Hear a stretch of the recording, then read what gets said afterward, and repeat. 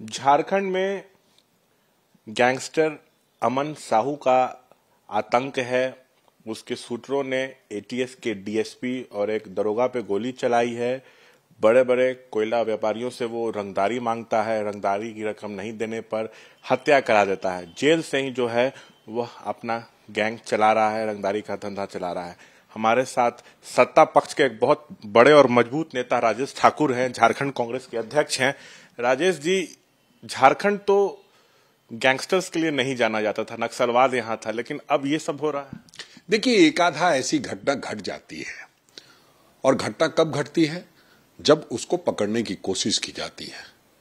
हमारे यहां अभी एनकाउंटर कल्चर नहीं है। हम प्रयास करते हैं कि अपराधियों पर लगाम लगाया जाए।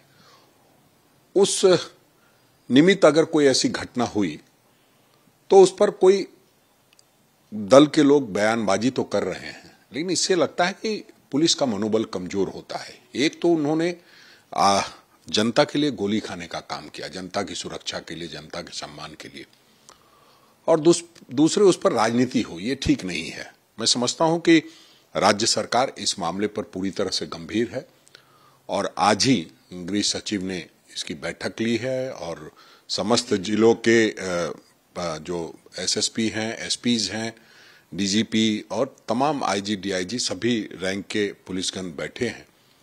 और हम समझते हैं कि जिस तरह की गंभीर चर्चा हुई है, अपराधियों पर ऐसी लगाम लगाई जाएगी कि अपराधी आगे से अपराध करने में 10 बार सोचेंगे।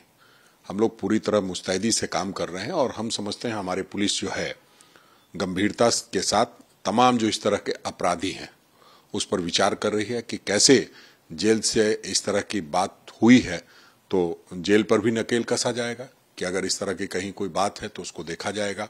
और जो अधिकारी इसमें कहीं न कहीं शिथिलता बरतते हैं, निश्चित रूप से मुख्यमंत्री जी गंभीर हैं इस पूरे मसले पर।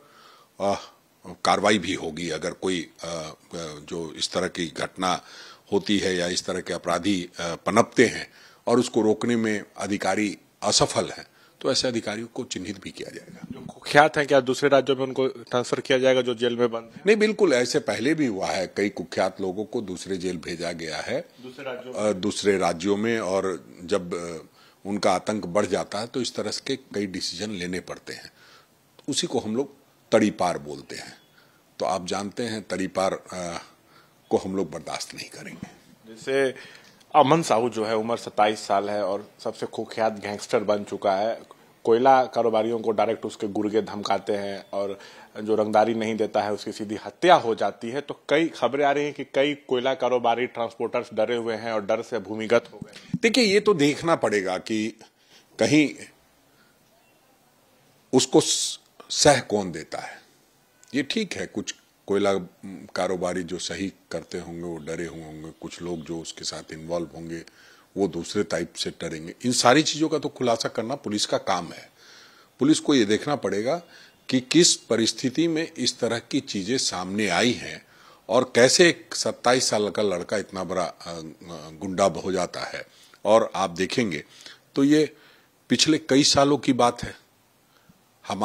जब हमारी सरकार बनी है और पुलिस की जो चुस्त दुरुस्त व्यवस्था है, उसके कारण ही तो वो जेल के अंदर है, और जिन लोगों ने इस घटना को अंजाम दिया था उनकी भी गिरफ्तारी हुई है। हम समझते हैं आने वाले दिनों में इस पूरे जो गैंगस्टर का जो एक सिस्टम है उसको ध्वस्त कर दिया जाएगा। बीजेपी कहती है एनकाउंटर सिस्टम अपनाया जाए, कि यूपी में एनकाउंटर सिस्टम, बुलडोजर सिस्टम लाया गया, अपराधियों के घर तोड़े गए, उनका एनकाउंटर हुआ, तो लॉ एंड ऑर्डर अब देश में सबसे बढ़िया। तो क्या कुछ encounter system, bulldozer system Ranchi में, झारखंड में इसकी जरूरत है? इस तरह से घटनाएं हो रही हैं। नहीं, भारतीय जनता पार्टी कहती तो है, लेकिन उसका क्या फायदा हुआ है?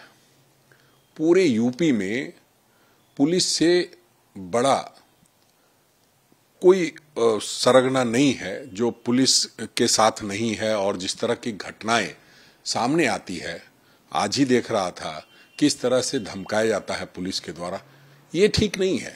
हम समझते हैं लोकतंत्र है, संविधान है, और उसके दायरे में रह करके ही काम करना होगा। संविधान के दायरे से बाहर जाएंगे तो ये ठीक नहीं होगा। सभी के लिए सभी चीजें सुनिश्चित है, संविधान है, मानवाधिकार है, तो उन मानवाधिकारों का भी हनन नहीं होना चाहिए। और हम समझते हैं कार्रवाई जो सरकार जो चलती है वो हनक से चलती है, इकबाल से चलती है, गोली बंदूक और बम बारूद से नहीं चलती है।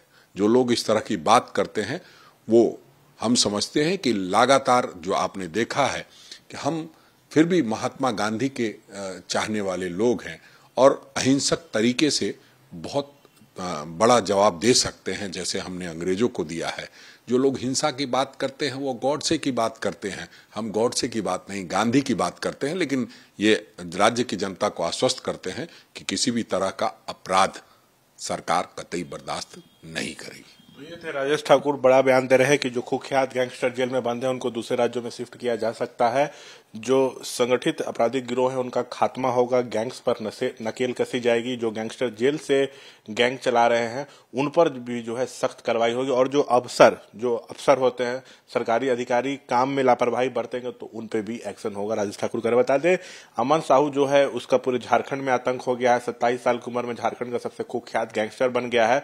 उसके सूत्रों को पकड़ने एटीएस की टीम गई थी तो उसके सूत्रों ने एटीएस के डीएसपी और एक दरोगा को गोली मार दी। गंभीर रूप से दोनों घायल हो गए। इसके बाद से पुलिस महकमे में खलबली मची हुई है। डीजीपी, होम सेक्रेटरी ने जो है राज्य के सभी बड़े अधिकारियों के साथ जो है बैठक की है। आम लोगों में भी खौफ है, लेकिन इसी बीच जो है राजेश ठाकुर जो है कुछ बड़े स्टेटमेंट्स दिए हैं। साथ बता दें, ये जो अपराधी है ये जेल से ही फोन करके कोयला व्यवसायियों से रंगदारी मांगता है, नहीं देने पर सीधा हत्या करा देता है। 4 दर्जन से अधिक मामले उसके खिलाफ जो है झारखंड में दर्ज हैं। पूरे झारखंड में अमन साहू का जो गिरोह है वो सक्रिय है। कैमरा पर्सन विशाल राय के साथ शशांक कुमार, एबीपी न्यूज, रांची।